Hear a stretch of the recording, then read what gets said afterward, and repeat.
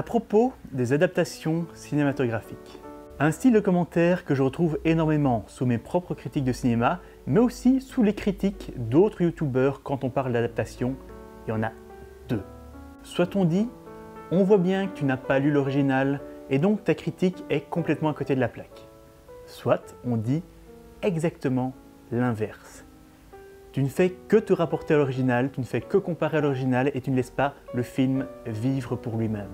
C'est le genre de commentaire qui m'énerve et donc j'ai fait cette critique bien tranquille pour y répondre. Et je pense que ça vaut pour moi et pour d'autres youtubeurs. Lorsque l'on fait une chronique pour parler d'une adaptation, que ce soit une critique, un point de vue personnel, peu importe la façon dont on le présente, il y a deux possibilités.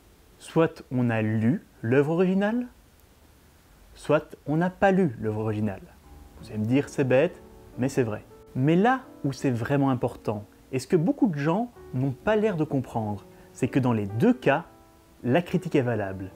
Parce que oui, faire une adaptation, que ce soit d'un roman, d'un comics, d'une bande dessinée, de peu importe l'œuvre originale, c'est extrêmement difficile de faire une très bonne adaptation parce qu'on a deux publics avec deux types d'attentes complètement différents. Il faut arriver à contenter ceux qui d'un côté n'ont pas lu l'œuvre originale, qui auront peu d'attentes, qui en auront peut-être entendu parler et qui auront peut-être une idée vague de quoi ça va parler. C'est le public le plus facile à contenter évidemment, et encore, il est contenté si le film est bon. Mais de l'autre côté, il y a évidemment les difficiles, ceux qui ont lu l'œuvre originale. Et eux, ils vont demander une certaine fidélité, mais aussi que le film soit bon. Et parfois, pour ce type de personnes, je n'aime pas être aussi tranché, mais parfois je trouve qu'ils ont tout simplement tort. Ce n'est pas une question d'avis, je trouve qu'ils ont tort. Certains d'entre eux vont aller jusqu'à dire « Tiens, ils ont changé tel détail, tel détail, tel détail, donc le film est mauvais ». Non, le film doit être une adaptation, c'est le mot. Ce qui marche avec certains supports ne va pas marcher avec d'autres. Et ça, c'est encore une chose que je trouve très importante. Tout ne doit pas être adapté au cinéma. Il y a certaines œuvres excellentes, écrites, romans, bandes dessinées, peu importe, qui ne doivent pas devenir des films. Maintenant, si quelqu'un s'y attaque, priorité numéro 1, faire un bon film pour satisfaire une première moitié du public. Ensuite, il faut des clins d'œil et une bonne fidélité pour satisfaire la deuxième moitié. Maintenant, mon boulot, critiquer un film. Que j'ai lu l'œuvre originale ou pas, je représenterai toujours une partie du public, une partie importante du public. Et mes attentes vont être différentes. Donc, quand vous mettez une critique pour dire « tu n'as rien compris parce que tu n'as pas lu l'œuvre originale », c'est parce que le film n'a pas réussi à transmettre cette histoire qui peut être très bien à l'origine aux spectateurs.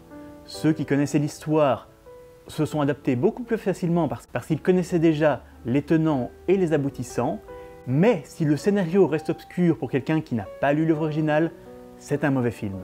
De la même façon, si vous avez lu le roman et que le film n'est pas du tout fidèle, pour moi c'est un crime moins grave, mais ça va aliéner une partie du public qui va automatiquement détester le film. C'est vraiment ça que j'essaye de mettre en exergue dans cette vidéo, c'est qu'il y a toujours deux attentes. Il y a toujours deux types de public et les critiques, que ce soit pour un type de public ou un autre, la critique est toujours valable. Je ne supporte vraiment pas les gens qui vont dire « tu n'as pas lu le roman de base, donc tu ne comprends pas, ta critique ne vaut rien ».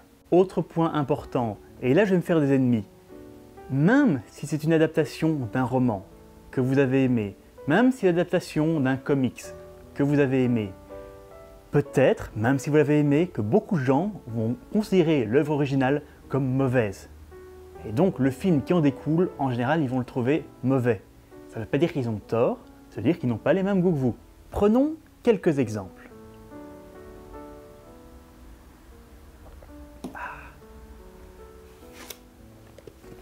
Par exemple, non, si je dis du mal de Dune, on va me chier dans la bouche, donc peut-être pas. Autre exemple. Watchmen. Version Ultimate, elle vous fait envie, hein. Quand j'ai été voir Watchmen, je n'avais aucune idée de ce que j'allais voir. J'avais vaguement entendu parler que ça venait d'un comics, mais comme je ne m'y connais pas du tout en comics, j'avais jamais lu Watchmen, je ne savais pas du tout de quoi ça parlait, je ne savais pas du tout le ton que ça allait avoir. Simplement, le trailer m'avait intrigué, j'ai été voir le film. Et c'est probablement le seul film de Zack Snyder que j'aime beaucoup. Non, j'aime pas Zack Snyder. Ouais bon, ça c'était un petit peu prévisible. Mais ce que je tiens ici dans ma main gauche, c'est la version Ultimate Cut, qui fait 4 heures, et qui reprend case pour case le roman d'origine. À l'exception du poulpe. D'ailleurs, si vous me demandez, le poulpe, ils ont bien fait de le retirer. Mais cette version collector Ultimate Cut, si vous n'avez pas lu le roman d'origine, elle est mauvaise. Parce que le rythme n'est pas bon, parce que c'est un rythme de comics, ce n'est pas un rythme de film. Et pour regarder 4 heures, il faut être très motivé, très passionné et être fan du comics. Si vous avez sorti cette version au cinéma, ça aurait raté complètement. Parce que personne n'aurait tenu 4 heures devant cette version incompréhensible pour la plupart des gens. C'est une raison pour laquelle le Director's Cut a vraiment beaucoup de bons. Autre exemple, dans le même genre, Le Seigneur des Anneaux. Très bon exemple selon moi. C'est une adaptation du roman. Si vous vouliez remettre les romans de Tolkien à l'écran, ligne par ligne, ça ne ressemblerait à rien. Ça ne ferait pas un bon film du tout. Je ne suis même pas sûr que ça ferait une bonne série. Et je ne critique pas le roman, que j'adore. Je trouve excellent. J'adore Le Seigneur des Anneaux, j'ai lu Le Silmarillion, j'en ai beaucoup d'autres. Mais il faut les adapter. Est-ce que c'est la meilleure adaptation possible d'après ce roman? Je n'irai pas jusque-là, mais c'est une excellente adaptation. C'est un très bon exemple. Et le Director's Cut, qui dure beaucoup plus longtemps, est la seule version que je recommande. Mais, si elle était sortie au cinéma, ça n'aurait pas marché, ça aurait été trop long, tout ça pour faire des clins d'œil à beaucoup de gens qui n'auraient pas compris ces clins d'œil parce qu'ils n'ont pas lu le roman. Au final, tout ce que je veux dire, c'est que faire une adaptation, c'est très difficile parce qu'on se retrouve face à un public très diversifié qui a des attentes très différentes. D'ailleurs, au passage, Le Hobbit, on reviendra dessus un de ces jours quand on aura quelques années de recul pour vraiment le critiquer comme il se doit. En conclusion, ce que je veux dire, c'est que ne vous braquez pas sur vos propres attentes, sur votre propre point de vue. Quand vous voyez quelqu'un dire du mal d'un film que vous aimez, ou quand vous voyez quelqu'un dire du bien d'un film que vous n'aimez pas, ne vous dites pas directement qu'il a tort. Cherchez à comprendre son point de vue. Voilà, c'était mon message d'amour, c'était mon message de paix, c'était mon message d'alcool, et je vous dis bye bye bye bye.